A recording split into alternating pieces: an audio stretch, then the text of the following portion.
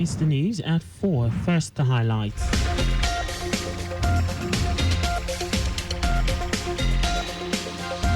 Lagos State government launches Africa's biggest green credit project to create 35 million jobs.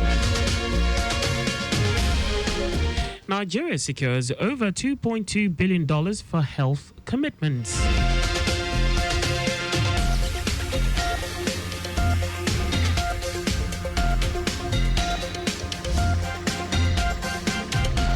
On the foreign scene, the United States brings back El Salvador deportee to face prosecution on federal criminal charges.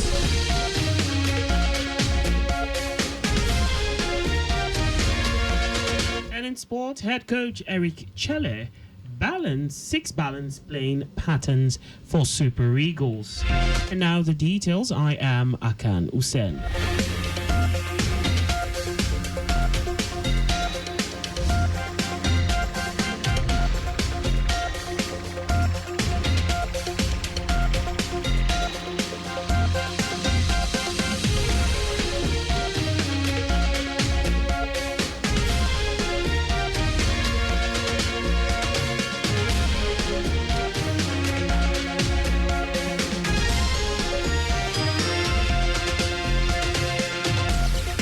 The Lagos State government, through the Ministry of Economic Planning and Budget, has launched a bold new initiative of the 80 million credit float project aimed at tackling climate change, boosting the economy, and improving lives across Nigeria.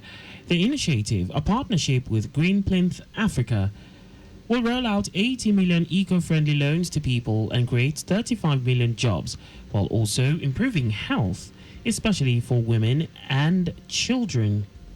The project advisory board of the initiative is chaired by Governor of Lagos State, Babajide Sanwo-Olu. His Niger State counterpart, Governor Mohammed Bago, is the deputy chairman, supported by 6 vice chairpersons from Nigeria's geopolitical zones, the private sector, developmental NGOs, and CSO leaders.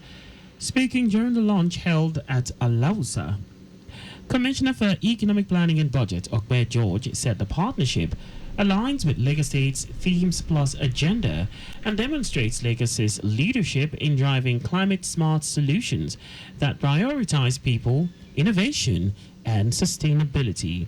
George said the initiative is expected to benefit millions, particularly women and children, by expanding access to clean cooking technologies and reducing indoor air pollution. Earlier, in her opening address, Special Advisor to Governor Sanwo-Olu on Climate Change and Circular Economy, Titi Oshodi, said the initiative will generate 1.2 million carbon credits, bringing in over $1 billion in revenue over 15 years to support infrastructure, social programs, and climate projects.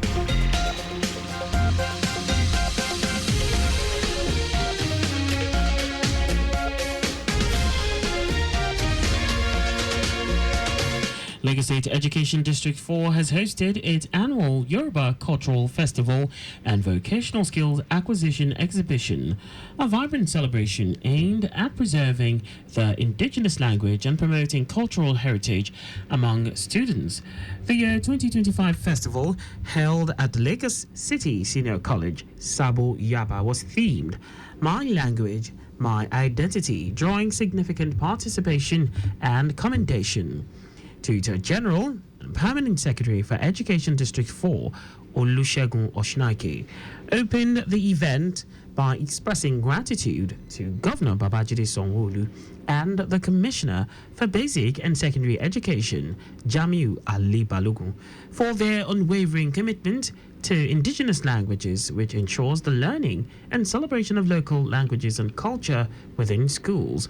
He highlighted that the Yoruba Cultural Day is specifically dedicated to honoring Yoruba traditions, religions, and cultural practices, fostering unity and cultural preservation among the Yoruba people.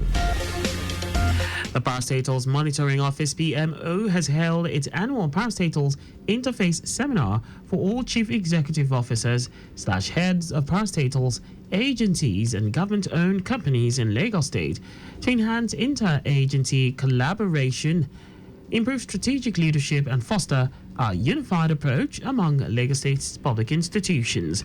The year 2025 Parastatals Interface Seminar, Paraphase, themed Interagency Challenges, Management and Thinking, Exploration and Leadership Strategies, was held at Alausa. According to the Permanent Secretary, Parastatals Monitoring Office, Adetutu Oshosoya, the seminar was organized to enhance interagency cooperation across the state's public service, which is key to the progress of Lagos State. Oshosoya described the seminar as a timely intervention to address persistent challenges affecting service delivery, which aims at strengthening capacity for the implementation of the Themes Plus agenda to envision a greater Lagos driven by inclusion and impact. Officials of the Lagos State Primary Healthcare Board, led by the Director of Health Education and Health Promotion Services, Adeshola Honfor, has paid a courtesy visit to the chairman of the Christian Association of Nigeria, CAN, Lagos State Chapter, Stephen Adegbite. The visit aimed to strengthen collaboration between the health sector and faith-based organizations in addressing public health challenges, particularly the persistent myths and misconceptions surrounding immunization. Honfor emphasized the critical role of religious leaders in shaping public opinion and fostering community trust in health initiatives, while soliciting the support of CAN chairman and the wider Christian community in Lagos to help dispel misinformation and promote accurate knowledge about safety and benefits of immunization, especially for children.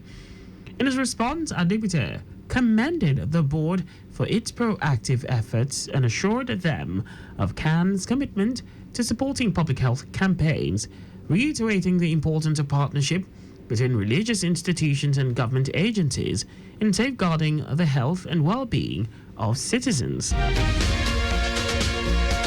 And now to the rest of the stories. The federal government secured over $2.2 billion in the health sector commitments through the Nigeria Health Sector Renewal Investment Initiative, launched by the Bola Tinubu administration in December 2023. President Tinubu officially inaugurated the African Medical Center of Excellence, AMCE, in Abuja, describing the project as a monument to African resilience and innovation and a bold step towards Nigeria's emergence as a global healthcare hub. The initiative, which is already underway, aims to renovate over 17,000 primary health centers, train 120 frontline health workers, and double national health insurance coverage within 3 years.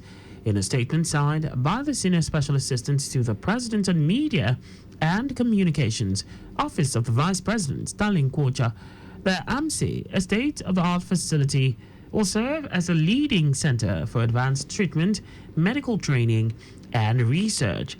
The facility, according to him, will host the largest stem cell laboratory in West Africa and will expand to include a teaching hospital, nursing school, and residential quarters for medical personnel.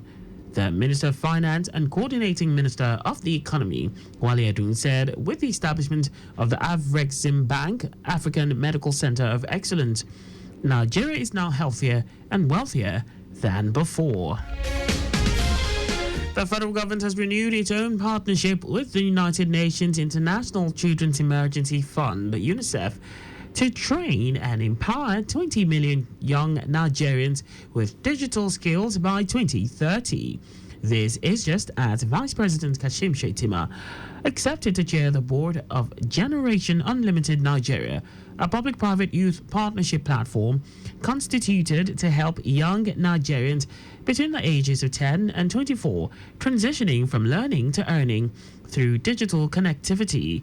At a meeting with the United Nations Resident and Humanitarian Coordinator in Nigeria, Mohammed Fall, and other UNICEF officials, Shettima said Nigeria's rapidly growing population, currently estimated at over 230 million, with an average age of 17 years old, presents both a challenge and an opportunity. In a statement signed by the Senior Special Assistant to the President in Media and Communications, Stalin Kwocha, The Gen U Niger initiative aligns with the federal government's Renewed Hope agenda, which prioritizes inclusive development, digital innovation, and youth empowerment as tools for national transformation. And now to foreign news. The United States has brought back Abrego Garcia, a 29-year-old from El Salvador, mistakenly deported in March to face prosecution on 2 federal criminal charges. He has been accused of participating in a trafficking conspiracy over several years to move undocumented migrants from Texas to other parts of the country. Attorney General Pam Bondi said he agreed to release Abrego Garcia after the U.S. presented him with an arrest warrant, calling the charges preposterous. In his response, United States President Donald Trump called Garcia a bad guy and said the Department of Justice has made the right decision to return him to U.S. soil to face trial. It will be recalled that the White House had been resisting a U.S. Supreme Court order from April to facilitate the return of Garcia after he was sent to jail in El Salvador alongside more than 250 other deportees. And now sports. Super Eagles head coach Eric Cheller says his team will continue to work on their playing pattern and try to find balance. Cheller made the remarks during a post-match press conference at the Luzhniki Stadium in Moscow. The under-strength Nigeria side held Russia's in-form Spania to a 1-1 draw in an entertaining friendly match in Moscow. Goalkeeper Stanley Nwabali, defenders Ola Aino and Calvin Bassey, midfielder Wilfred Ndidi, and forwards Ademola Lookman, Victor Osimhen, and Samuel Chukwueze were all absent from the match. Nevertheless, the 3-time African champions showed grit and courage in refusing to bow at a packed Luzhniki Stadium that shook now and again as the crowd purred. Cheller said that the absence of some of his key players made the match a little difficult, adding that the team would continue to work on their playing pattern and find balance. And that's all for the news at 4. Ensure the registration mark on your vehicle is clear and visible at all times. You can follow us and like all our various social media platforms. On X at Traffic Radio 961, Facebook Lagos Traffic Radio 96.1 FM, Instagram Lagos Traffic Radio 961. On YouTube, subscribe and watch us live on our channel, Traffic Radio 961. You can also visit our website on www.trafficradio961.ng. Did you know that the Sanwo-Olu administration supported 152 businesses and persons in the tech ecosystem under the Lagos Innovate program? You can get more details on the Lagos State Government website. To end the news, here are the highlights of the major stories. The Lagos State Government, through the Ministry of Economic Planning and Budget, has launched a bold new initiative of the 80 million credit float project aimed at tackling climate change, boosting the economy and improving lives across Nigeria.